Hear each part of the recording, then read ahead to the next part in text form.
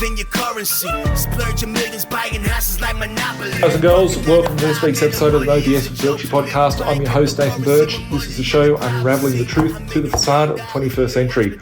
We're now exiting the matrix and waking up to motherfucking reality. And that we are. What an interesting world we live in today. What awesome opportunities we see and lots of cool things happening out there. Today, I want to answer in questions from you guys in the community. I have not even looked at the list. I've got a list here, which I'll do quickly and share. But I'm going to go through this list and answer some of the questions in from the community. I have not looked at these, so there might be something really stupid in here for me to answer. So let's get straight into it.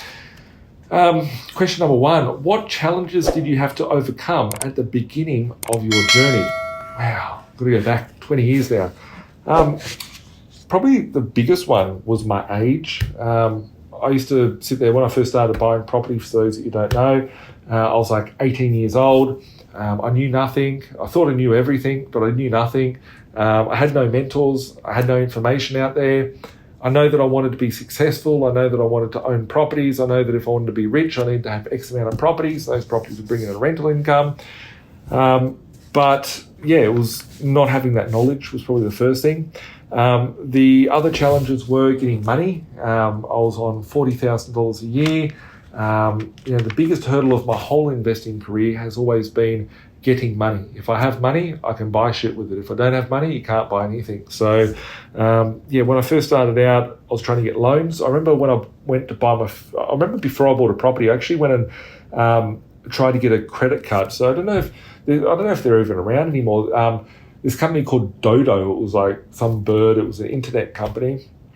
And I wanted to get Dodo internet. And for me to get internet, it was before you had like a Visa debit card, I needed to get a Visa card. And for me to get the internet, I needed a Visa card. So I went to the bank and tried to get a Visa card, and they wouldn't give me a Visa card. And I had 20 grand in the bank. All I wanted was $1,000. So that was a bit disheartening. I'm thinking, if I can't get $1,000 for a credit card, how am I going to get $250,000 for a house? And then I had this very bad perception of debt being bad. And I got my first property, and then I tried real hard to pay it down, and all these learnings across the way. And then when I realized the power of pulling out equity and the power of leverage, I was like, shit, man, I never want to pay off a cent. I want to get as much debt as I can and buy as much asset as I can, because I don't have any respect for money. So yeah, lots of learnings at the start, and building that strategy. I never had someone that came to me and said, hey, here's a strategy, just do everything you're told and you're going to be successful. I had to sort of learn it myself. So I worked out and reverse engineered what I wanted, and then worked towards getting the right assets in line with that. So I had to figure a lot of it out myself, which, you guys are watching podcasts, watching YouTube videos, got access to Google, realestate.com, information like that. Never had access to any of that sort of stuff. Question number two, what advice would you give to someone who is trying to have a side business? Get a side business. If anything has taught us in the last 12, 24 months, it is that you cannot be reliant upon one source of income. Most successful people have 5 to 10 different sources of income. I actually thought about this when I first started the business. I used to think to myself, what happens if something went wrong with these businesses that I'm trying to start? I could try and make $1 million business, right? But if that blew up or something went wrong, well, then I'd be stuck and I'd be back to ground zero. So I always thought to myself, like, instead of having one business that brings $1 million, why don't I have 10 businesses that bring me $100,000 coming through? And then if something goes wrong with one of them, I still got another $900,000. And that was my initial thought when I first started my businesses. And then I just grew from there. And looking back, some of my businesses are really profitable, and some of them aren't so profitable. Some of them are actually negative, but they're complementary to other areas of my businesses. So they're very much needed. But work out, why you want to build a side business, what the side business is to do. There's no point cleaning gutters of people's houses for $10 an hour if you, are going to work and earning $20 an hour. So you want to make sure that it's going to be scalable. You want to make sure that it's going to be, beneficial to do so. And you want to be able to leverage. So one thing that I realized very early on, very, very early on, is leverage of money, right? I can leverage my own money, but then I've got to tie it back to me, or I can leverage everything else on the playing field and then have it all controlled by me. And that was very important. And I realized that the power of success is being able to leverage and manage other people. I can leverage money, which is really cool. We can all go leverage money, but if you could leverage people's resources and skill sets and whatnot, that would be having a business and having staff. So it depends on how big you want to build something. Like if you want to just have something that's going to bring you a little bit of money from a side hustle, you could do an Amazon business, you could do an internet business, you could do a podcast, you could do all different things. I don't know how people make money from podcasts. I just do this stuff for free, and you guys call me and want my help. So I just think it's a bit of sharing information, sharing knowledge, and people come to me. But looking at people in podcasts, I think people can make money out there and different things like that. So work out what fits well with you and just give it a shot, right? If you make sure that you don't leave your business. I see so many people, once they leave your business, leave your job. I see so many people that go, I'm going to become a crypto expert. I'm going to become a Amazon business expert. I'm going to become whatever the case might be. But they go and quit their job the next day. If you've got income, someone actually said this to me about 12, 13 years ago. One of my clients actually said, do not get rid of your cash cow, right? And why would you get rid of your cash cow? If you've got the cash cow, you don't get rid of it. So if you've got a good job, right, that's going to be able to put food on your table, that's able to pay for your rent, your mortgage, whatever the case may be. Keep that until you can build other side hustles to be bigger than that. And it's only at that point that you go, okay, my position is a relative here. I realized when I was 24 years old, I was working 2 full-time jobs, and I got one job that paid me $100,000 a year. I only ever earned $100,000 a year. That was either from working 1 or 2 jobs. And then I got to a point where I was like, hang on a second, my job is being a disservice to me. I could go and spend this time that would be in a job, going out there, buying a property, renovating it, selling it. And then I was like, scrap this, I'm going to quit my job. I quit my job, but I'd lined up all my ducks with having my equity out, by having pre-approvals lined up, and I was able to go out and buy more assets on that way and on that transition, and I was able to structure my loans, my finance in accordance to where I was trying to head to. But making sure that you have a strategy on your exit from your employment into that full-time business of yours.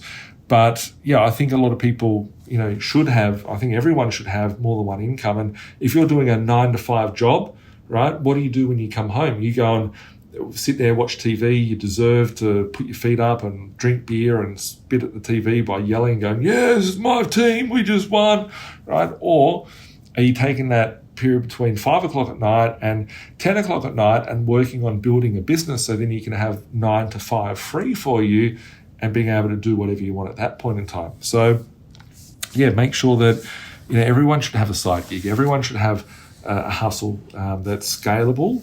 Make sure it's scalable. You don't want to be doing a job. I remember back in the day, I tried all these different types of businesses. I'll tell you some of them because I'm just trying to think of them.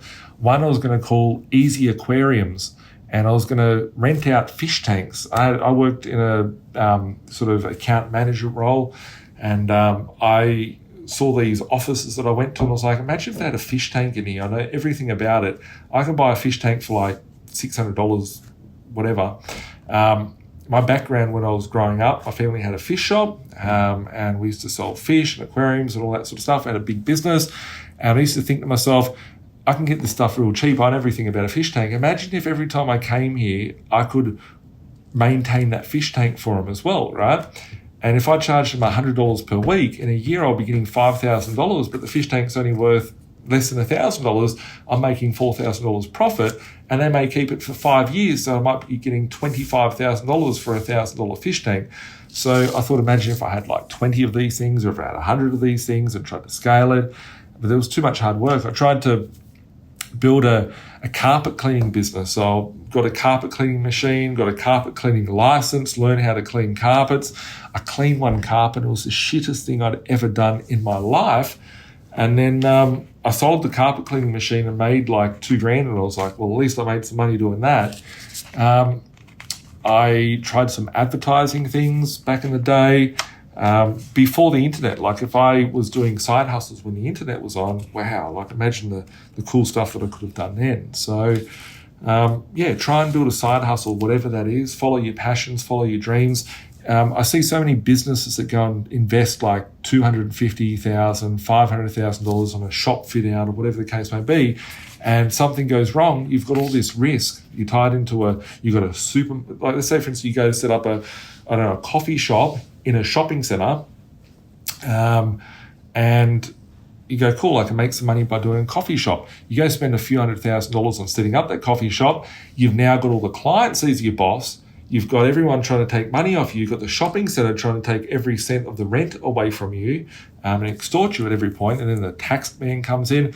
So you've really just sunk all the capital, put yourself on a heaps of debt to get all this infrastructure set up with all this risk attached to you. So you don't want to be doing that. So try and, if you're doing a side business, make sure that you do that, with the least amount of capital, least amount of risk, test the market and have a working model. And once you have a working model, then you can replicate that and scale it. So that's what I'd suggest. Question number 3 is, how do you define success? That's an interesting one. I've never actually thought about how I define success. Success being the best version of myself, being the truest version of myself, being able to have options, doing what I want, when I want, how I want, is very important. So I noticed at a very young age that I didn't have freedoms, I didn't have liberty, I didn't have choices. I was trapped by the environment that surrounded me. So I wanted to have freedom, and for me, the freedom was the success. For some people have materialistic options of that. People have the ability to think about it from, family. Success can be widely, that's more of an internal question as to what it is to yourself. But for me, success is being able to do what I want, when I want, how I want, which is ultimately freedom. And I think I've successfully achieved that. But there's lots of things in my life that I could say I'm unsuccessful with, and there's lots of things that I could say that I am successful with, but it just depends on what sort of context we're looking at it. But if I was to define it, it's, I control me. Like, I'm a person, I'm a spirit, I'm in a skin body, I've got a skeleton that I work around in, and it's my body that I work in. And people don't realize that. People are trapped in their job and in their environment. And, for me, being able to control myself, control my emotions, control my actions, control my life, do what I want, when I want, how I want, that is the success that I define very, very important to myself. And ultimately, that gives me other freedoms to be able to do what I want with my time. And a freedom for me is success. So that's just one answer to it. I've never been asked it. Number 4, what projects are you working on now? Depends. I've always got about 20 different things on at any one time. I've got probably about 300-400 offers out at any one point in time. So I've got all these offers that are out there. I've got my businesses that I work on, so I'm constantly refining, improving processes, procedures, working with my teams to deliver better results to whatever those businesses are. I've got my motel business, which is new, but I've got all my other businesses which are very established, whether it be sort of like Zinger Finance or Zenith Legal or One Path Accountants or Property Investment Agents, which is my buyer's agency. A lot of people don't realise I actually run the buyer's agency myself. I don't have buyer's agents out there that'll, find the deals for you. When I do deals, I actually work one-on-one with my investors. So I'm constantly working with them to help them with their portfolios for them to reach their goals as well. So many things that I'm working on. I've got about 8 renovations going on at the moment. I've got a couple of builds going on. I've got some renos that are going on for myself and my own personal property, my beach house and my farmhouse. So there's 3 there that are, all being built and renoed at the moment. So yeah. Number 5 is, how do you overcome financial hurdles such as maxing out on investment properties? That's a very, very good question. Question number 5. How I overcome my financial hurdles.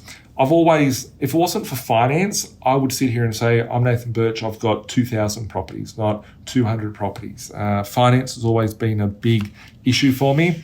I've got shitloads of equity, like probably a 10% LVR if I really look at it now, probably a 10% LVR, very, very low amount of debt. And I wish I had it to about 90% LVR, but it's, I'm okay with that position. But yeah, looking at how to get the banks happy with me, people get stuck because of their own emotions when it comes to investing in a property. When I buy a property, I'm thinking about not what I want. I'm thinking about what the bank wants. I'm thinking about what does the bank need from me to give me more money. So constantly, it's not about anything to do with me. It's not about the property. It's not about anything else. If I want to get to 10 properties, most people get stuck at 1 or 2 properties. It's because they buy a house, a unit, a villa, whatever. Generally, they add their own emotion into it. I've talked a lot about this recently, where it's not about what I want, it's about what the bank wants. So I constantly question about the strategy. It's like my strategy is that I want 10 properties. I want 20 properties. And I think about, well, if the bank gives me the money to buy 20 properties, and this is where no one looks at, obviously because they get stuck, I think about what does the bank require from me? The bank will require that I have an income. The bank will require that I have a deposit and that I can be able to afford the deal. So when I'm buying the property, I'm thinking about, okay, how am I going to get the equity for the next property? How am I going to get the deposit for the next property? How am I going to get the cash flow to support the bank? So I'm always thinking about the lender, not about my own wants and needs and desires. So, for example, you can buy a property for $1 million, the rent's for $1,000 per week, and, that might be good, it may not be bad. If you're looking at buying a property for $1 million and rents for $1,000 a week, that's cool, but will that allow you to buy a second one or a third one or a fourth one or a fifth one? I'm thinking about what the bank will require from me for the next one. So do I need more cash flow to boost my servicing? Do I need more equity for the next deposit? Yes, if you buy a property for $1 million and you make 50 grand in equity, that's cool. You just made 50 grand. But if you could buy 5 properties at 200 grand a piece and get 50 grand equity on each of them, you've got 250 grand worth of equity. So you've got more deposits to go for the next 5, not the next 1 or a half of one. I'm thinking about, what the bank requires from me to lend me more cash. Do I need more cash flow? So what sort of assets can I buy to push up that cash flow? I see people come to me when they may be starting out, and I can tell instantly, and I have to be very candid with them to, protect them from making the wrong decision. So with all my investors that I work with, if I feel like they're going to hurt themselves, I will be advising them, look, this is going to hurt you because of 1, 2, 3. We need to think of X, Y, Z. People want to, go, oh, well, I wouldn't buy this house because I wouldn't live in it. I wouldn't buy this house because it's too far away. I wouldn't buy this property because of whatever the case may be. What I'm looking at is how this property is going to impact the servicing for the bank. Looking at if people come to me and they're in a really shit sort of position and they can't service, I might be sitting there going, okay, well, what is the difference? What is the gap, right? I always ask, if I'm speaking to one of my finance team, one of my brokers, and an investor is stuck and they can't get a loan, I'm like, okay, why can't they service? How far are they away from servicing? And what do we need to do to get them to service? So you might be failing by $500 per month, and you might need an extra $500 per month to be able to service and get a loan. So you might have 50 grand cash, and you could buy a property that rents for $200 a week. $200 a week times 4 in a month is $800 a month, maybe $900 a month, whatever it is. That would help you get the servicing, so then you can go back and pull out more equity from your other properties. So it's important to have a property strategy for accumulating assets, but at the same time, it's important to have a debt strategy on how you're going to be able to accumulate large amounts of debt and large amounts of assets in your portfolio. So if you do need help on building out equity and So if you do need help on building out a finance strategy, you can reach out to my team on 1300 367 925, as always. But I'm going to leave that as a wrap today. And I've got lots and lots of other questions here from the community. And I will come back for another episode of answering questions with Birchy. That sounds like a new subject, but new topic. But yeah, I've got lots and lots of questions here. But yeah, if you need help with pushing your portfolio forward, if you're stuck with any sort of hurdles, if you need anything from the team, you can flick us a message below, slide us a DM, give us a buzz, 1300 367 925. As always, you can always subscribe to our podcast. We come out every Tuesday at Spotify, Google, Apple Play. Watch us on YouTube, at Facebook, and make sure you check us out at B.Invested.com.au. If you like this, give us a share, a like, and a thumbs up, and leave us a comment below. We'll catch up soon. Have a great day. Keep being awesome. Bye for now. Like Bilal said, man, we're stuck in the matrix. This my advice, don't care if you take it. The dollar about to die, soon to be hyperinflated. This my 2 cents, don't care if you save it. Joint be decentralized and you will see you've been lied to the whole time, and it's the irony, cause they do the exact opposite. You become a slave to the system, enough your money, all they do is profit. There's no conspiracy theory, you better hear me. Crypto will set you free before the system does. I don't care if you do or you don't, but what I'm saying is the truth to the reason you choke. I've never been a failure, excuse my behavior. Keep talking, haters doing me a favor. They all telling lies, I know what they been telling you. I'm the opposite, the Donald Trump of Australia. It's amazing, here for the taking. My time is never wasted, just getting wasted.